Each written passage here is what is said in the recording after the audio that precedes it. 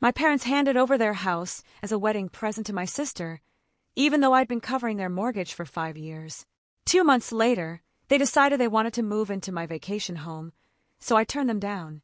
But then the police called me. Okay, buckle up, because what I'm about to tell you, it's a story about family, betrayal, and a level of audacity that still makes my jaw drop.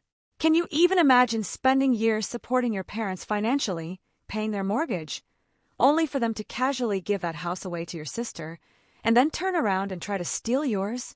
Because that's my reality. That's the messed up world I found myself in. It all started innocently enough, or so I thought. My husband, Mark, and I pulled up to Lily's wedding venue. Lily, my only sister. Tucked safely in Mark's jacket pocket was our wedding gift, a check for $10,000. On top of that, we'd already covered about a third of the wedding expenses. Yeah, I know. It was a lot of money, but with Mark's investment banking job and my role as a marketing director, we could afford it. And she was my sister, right? As we walked in, I spotted my parents. Mom was fussing with Dad's tie. He was pretending to be annoyed, but I saw the smile playing at his lips. They looked radiant. That's the only word for it. Mom's face was glowing with happiness, and Dad, he looked 10 years younger. Something twisted in my gut. I couldn't remember them looking like that at my wedding, 5 years ago. They'd been pleasant enough, sure, but not bursting with this kind of pride and joy. I tried to push the thought away. Not now, Tessa. Don't drag up old feelings. The ceremony went perfectly. Lily looked stunning, and her new husband, Jake, couldn't take his eyes off her. I sat between my parents and Mark, trying to focus on the day's happiness, rather than that nagging feeling that my parents' reactions were different. After the ceremony came the reception. We ate, drank, danced. Then, it was time for the speeches. First the best man, then the maid of honor, and finally, my parents stood up together. Mom tapped her glass gently. We want to thank everyone for coming today to celebrate our beloved daughter's wedding. That word, beloved, the way she emphasized it, it made me shift uncomfortably. Mark must have noticed, because he placed his hand over mine, a quiet comfort. Dad continued. Watching Lily grow into the beautiful woman she is today has been the greatest joy of our lives. She's always been special, always brought so much light into our home. I smiled, nodding, wondering if I was just being overly sensitive. Of course they loved Lily. They loved both of us. Then, Mom reached into her purse. She pulled out some papers. My stomach dropped. Jake, Lily, she beamed.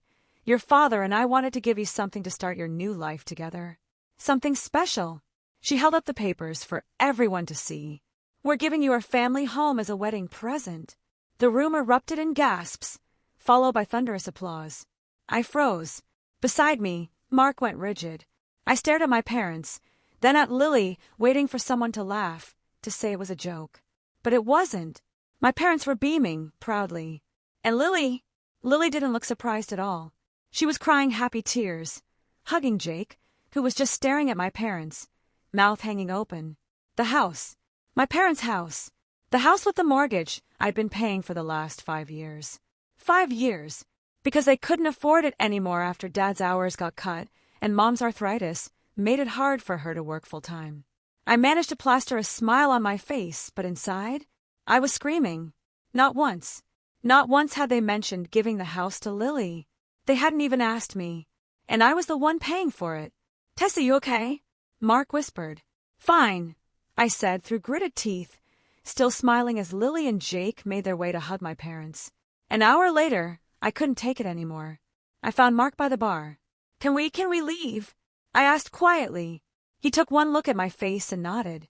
I'll get our coats. We made our excuses. Mark had an early meeting. We were so sorry. Such a beautiful wedding. Congratulations again. And left before anyone could protest too much. The second we got in the car, I burst into tears. I can't believe they did that. I sobbed as Mark started the engine. I've been paying that mortgage for 5 years, and they didn't even tell me they were planning this. I know, Mark said grimly. It's unbelievable. And Lily knew. Did you see her face? She wasn't surprised at all. I wiped my eyes angrily. This isn't about the money. I don't care about the money. But they could have talked to me first. As we drove home, memories kept flooding back. All the times my parents had shown clear favoritism toward Lily. Remember when I graduated college and they gave me a card with $50, but when Lily graduated 2 years later, they bought her a car? That wasn't right, Mark agreed. Or my 21st birthday dinner that they skipped because Lily had a volleyball game. A game. Not even a championship or anything important. The more I talked, the more examples I remembered. Each time, Lily got what she wanted, while I got overlooked or forgotten. How they attended all of Lily's events but found excuses to miss mine. How they bragged about Lily's accomplishments but barely mentioned mine. By the time we got home, I was exhausted from crying and talking. Where are your parents going to live now? Mark asked as we got ready for bed. If they're giving the house to Lily and Jake, I shrugged, pulling on my pajamas. I have no idea. That's not my problem anymore. I turned off the light and rolled over, trying to ignore the ache in my chest. For the next 3 weeks, I went to work, came home, and tried not to think about the wedding or the house or any of it. Then one evening, my phone rang. It was my mother. Against my better judgment, I answered. Tessa, honey, Mom said, as if nothing had happened. We're having a family dinner this weekend. Your sister and Jake are back from their honeymoon, and we'd love for you and Mark to join us. I wanted to say no. I wanted to hang up. But some part of me, probably the stupid, hopeful part, wondered if maybe they'd apologize. Maybe they'd explain. Fine, I said flatly. We'll be there. Saturday arrived too quickly. When we pulled up, I noticed Lily's car in the driveway, along with my parents' old sedan. We walked up to the front door, and I hesitated before ringing the bell. It felt weird not using my key, but this wasn't my parents' house anymore. It was Lily and Jake's. Mom answered, all smiles. Tessa, Mark, come in, come in. She hugged me, like nothing had happened, like she hadn't just given away the house I'd been paying for without even talking to me about it. I hugged her back stiffly. Dad was in the living room with Jake, watching a game. He stood up when we entered, giving Mark a firm handshake and me a quick hug. Where's Lily? I asked, noticing her absence. Oh, she's changing the curtains in the dining room, Mom said casually. She's been redecorating all week. My blood boiled at that. 3 weeks it had been since the wedding, and Lily was already changing things around, like she'd owned the place for years. We walked through to the dining room, and there she was, my sister, standing on a stepladder, hanging new cream-colored curtains in place of Mom's old blue ones. Dinner's ready, Mom announced. Everyone, sit down. We took our seats, me between Mark and Dad, with Mom and Lily across from us, and Jake at the end of the table. The food looked good, Mom's special pot roast with all the trimmings, but I had no appetite. The first 10 minutes were filled with Lily and Jake describing their honeymoon in Hawaii in excruciating detail. I picked at my food and nodded occasionally, while Mark asked appropriate questions to keep the conversation going. Finally, when Lily paused to take a breath, Mom cleared her throat. So we wanted to talk to you about something, Tessa, she said. Well, as you know, we've given the house to Lily and Jake as their wedding present. Yes, I noticed, I said flatly. Mom continued as if she hadn't heard the edge in my voice. The thing is, they're a young couple, starting their life together. They need their own space. I remained silent, waiting for her to get to the point. Dad shifted uncomfortably in his chair. What your mother is trying to say, he said, is that we can't live here with them. They need privacy. I see, I said, still not sure where this was going. So, where are you planning to live? Mom and Dad exchanged another look. I noticed Lily suddenly became very interested in her mashed potatoes. Well, Mom said slowly, we've been thinking about it, and we've decided we're going to move to your vacation home. It's the perfect size for us, and it's in a nice, quiet area. I set down my fork and knife carefully. The vacation home. They were referring to a small cottage I bought with my own money before I even met Mark. I'd saved for years to afford it, working overtime and weekends. It was my special place, somewhere I could go to escape the city. And occasionally, I let my parents use it when they wanted a weekend away. Let me get this straight, I said, keeping my voice level. You gave your house, the house I've been paying the mortgage on for 5 years, to Lily. And now you think you're going to move into my vacation home without even asking me first. Tessa, Dad said, frowning. Be reasonable. Where else are we supposed to go? That's not my problem, I said. You had a house. You gave it away without consulting me, even though I've been paying for it. And now you expect me to just hand over my vacation home to you. It's not like you use it that much, Lily chimed in. I turned to her, unable to hide my anger. Are you serious right now? It's my property. I bought it with my money. I get to decide who uses it and when. Mom's face had gone pale. You can't mean you're not saying no, are you? That's exactly what I'm saying, I replied. No, you are not moving into my vacation home. Not now, not ever. The table fell silent. Then Mom's face crumpled. How can you do this to us? She cried. After everything we've done for you. We're your parents. Yes, I said, matching her intensity. And as my parents, you might have thought to discuss this with me before giving away a house I was paying for and deciding to take over my property. You don't have the right to refuse us, Mom said, her voice rising. We have nowhere else to go now. You actually have your house, I pointed out. The one I've been paying the mortgage on for 5 years. But you gave it to Lily. So now it's your problem to figure out where to live. Lily slammed her hand on the table. God, you're so cruel and greedy. You've always been jealous of me because Mom and Dad love me more. You've always been envious of our relationship. I stared at her, stunned by her outburst. Then, I turned to her, suddenly calm. If Mom and Dad love you so much, and you love them so much, then why don't you let them live here with you? This is a 4-bedroom house, plenty of room. Lily's mouth snapped shut. She looked away, suddenly finding her plate fascinating again. That's not the point, she mumbled. Jake and I need our privacy, she added quietly. And I need my vacation home, I countered. Sounds like we both have needs. My parents started talking over each other, telling me how wrong I was, how disappointing, how selfish. I stopped listening. I stood up and picked up my purse. Mark, I think we're done here. The next day, my phone exploded. Messages and calls from my parents and Lily. I ignored them all. Some called me selfish. Some begged me to reconsider. Some tried to guilt-trip me with reminders of everything they'd supposedly done for me over the years. I showed some of the messages to Mark, who just shook his head in disbelief. I think I need to block them for a while, I said. I can't keep reading these. Do what you need to do, Mark said, kissing the top of my head. Take care of yourself first. So I did. I blocked their numbers and social media accounts, at least temporarily. I needed space to think, to process everything that had happened. 2 weeks passed in blissful silence. No calls, no texts, no family drama. Mark and I fell back into our normal routine. Work, home, occasional dinners with friends who didn't try to steal my property. It was nice. I was at my desk, reviewing a marketing campaign, when my phone buzzed with an alert. I glanced down and felt my stomach drop. It was a notification from the security system at my vacation home.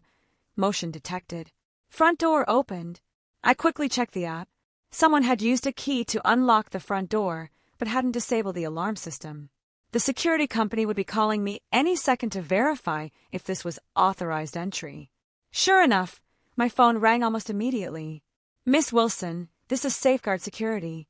We've detected entry at your property on Pine Ridge Road. Is this authorized? No, I said firmly.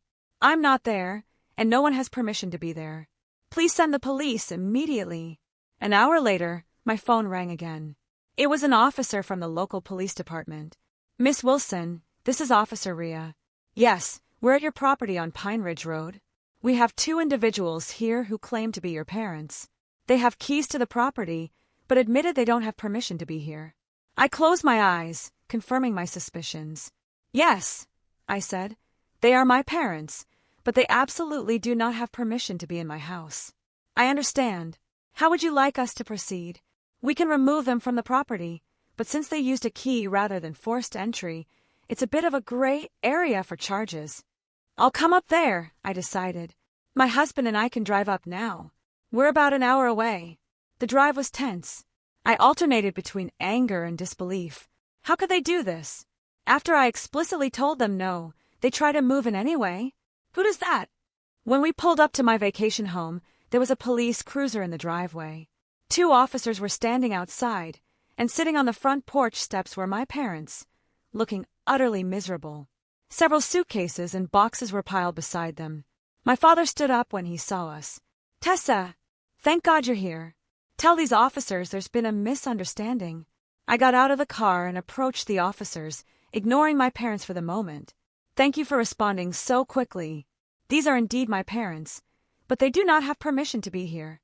One of the officers nodded. Ma'am, do you want to press charges for trespassing? My mother gasped. Tessa, you wouldn't. I turned to look at her. My voice was dangerously calm. You broke into my house after I specifically told you no. What did you think would happen? We didn't break in, my father protested. We used the key you gave us. This is all your fault. My fault. My mother suddenly shouted, standing up. If you had just let us stay here like we planned, none of this would have happened. We wouldn't be standing here being treated like criminals. I stared at her, shocked by the outburst. My fault? You gave away a house I was paying the mortgage on without consulting me, then tried to take over my property without permission, and somehow this is my fault. You're so arrogant, Mom continued, ignoring my point. So irresponsible. We raised you better than this. We gave you everything. Mom, stop, I said, my voice low. You're embarrassing yourself. You and Dad just tried to break into my house to move in after I explicitly told you no, and now you're standing here in front of police officers yelling at me about how I'm being irresponsible. That seemed to get through to her. She abruptly closed her mouth, but her eyes were still full of indignation. I turned back to the officers. I'd like a word in private, please. We stepped away from my parents and Mark. I don't want to press charges against them, I said quietly. They're still my parents, even if they're being absolutely ridiculous right now. But I can't have them staying here either. The officer nodded. We understand. Family situations can be complicated. We can take them to the station for a few hours, give them a stern warning about trespassing, then release them. Sometimes a few hours in a holding cell can be a good reality check. I considered this. That might be the wake-up call they need. Yes, please do that. I walked back to where my parents were sitting. The officers are going to take you to the police station for a few hours. I'm not pressing charges, but I want you to understand how serious this is. You cannot just move into someone's house without permission, even if you're family. The car with the police and my parents left while we waited for the locksmith. I arranged for my parents' belongings to be taken to a nearby storage facility. I paid for 1 month and texted the details to my sister, since my parents' numbers were still blocked. The locksmith arrived and changed all the locks. By the time we left, the house was secure again. On the drive home, I felt drained, but also strangely liberated. For the first time in my adult life, I had stood up to my parents' manipulation and refused to be taken advantage of. What do you think they'll do now? Mark asked as we neared our apartment. Probably go crying to Lily, I guessed. She can deal with them. She got the house. She can take the responsibility that comes with it. I wasn't naive enough to think this was over, though. Knowing my mother, she would find a way to make me look like the villain in all this. She always did. I was right. A week later, I opened Facebook to find a long, dramatic post from my mother. It had already gathered dozens of sympathetic comments from relatives and family friends. Today I learned what it means to be abandoned by your own child. It began. My husband and I, in our golden years, have been cast out like unwanted pets. Our eldest daughter, Tessa, had the police remove us from her vacation home like common criminals, leaving us with nowhere to go. The post went on, conveniently leaving out the fact that they had given their house to Lily, that I had been paying their mortgage for years, and that they had tried to move into my vacation home against my explicit refusal.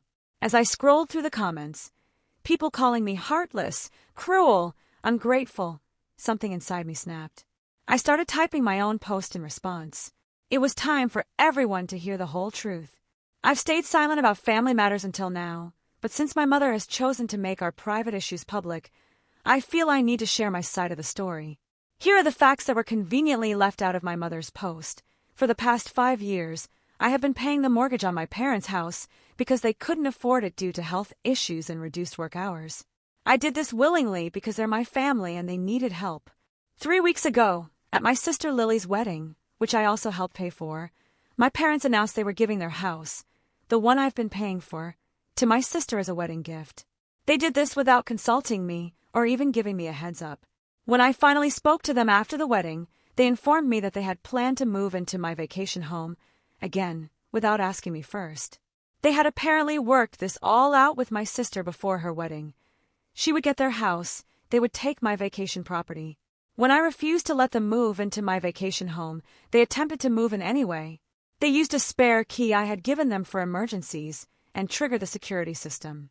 That's why the police were involved. I didn't have them arrested, despite what my mother's post suggests. I did have the police remove them from my property because they were trespassing. I then paid for a storage unit for their belongings. If my parents need a place to stay, perhaps they should ask my sister, who now owns a 4-bedroom house, thanks to them and me, since I paid for it. I added a final paragraph. I've always done my best to help my family, but I won't be taken advantage of or painted as a villain for refusing to give up my property after already paying for theirs. Family goes both ways. It's about mutual respect, not just taking whatever you want because we're family. I hit post before I could second-guess myself. Mark read it over my shoulder and gave me a thumbs up. The response was immediate. Comments started rolling in from cousins, aunts, uncles, even some of my parents' friends. But unlike the comments on my mother's post, these were supportive. I had no idea you were paying their mortgage. That's so unfair of them. Wait, they gave away a house you were paying for? I should have felt vindicated, but mostly I just felt tired. This whole situation was exhausting, and broadcasting it publicly didn't exactly feel great, even if I was just defending myself. 2 days later, my cousin Jessica called me. Hey, I wanted to check on you, she said. Your parents tried to go back to their house. I mean, Lily's house now, but she wouldn't let them in. I sat up straighter. Seriously? Yeah, apparently she told them it's her house now, and there's no room for them. They're staying in some crappy apartment now, and your mom had to go back to working full-time to afford the rent. I didn't know how to feel about that. Part of me thought they deserved it. This was the situation they had created for themselves. But another part of me still felt a pang of sympathy. They were still my parents, even if they had treated me unfairly. After we hung up, I told Mark what Jessica had said. It's just karma, he remarked. Yeah, I agreed. But I don't feel as satisfied as I thought I would. That's because you're a good person, Tessa, he said. Unlike some people we could mention. Over the next few weeks, my parents tried to contact me several times. I saw their names on my phone, but couldn't bring myself to answer. I wasn't ready.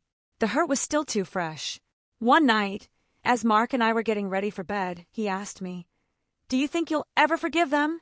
I thought about it. Maybe someday. Not for their sake, but for mine. Carrying around all this anger isn't healthy. And Lily, I sighed. That's more complicated.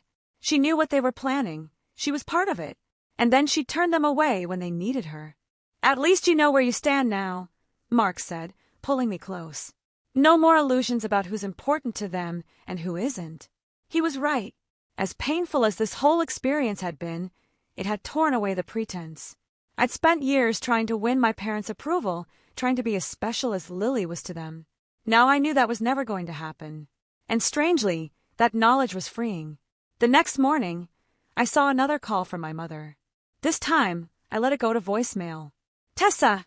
Her voice was different now. Smaller. Less demanding. We made a mistake. A big one. I know you're angry, and you have every right to be. But please, call us back. We need to talk. I deleted the message without calling back. Maybe someday I'd be ready to hear their apology if that's what they were offering. Maybe someday I'd be ready to have them back in my life, on new terms, with clear boundaries. But not today. Today, I was still learning how to put myself first. Something I should have done a long time ago. As for my vacation home, I decided to list it for rent. The extra income would be nice, and I liked the idea of the place being used and enjoyed, rather than sitting empty as a reminder of everything that had happened. So, tell me, after hearing all of this, what would you have done in my place? Have you ever had to draw such a hard line with your family, even when it broke your heart? I really want to know what you think.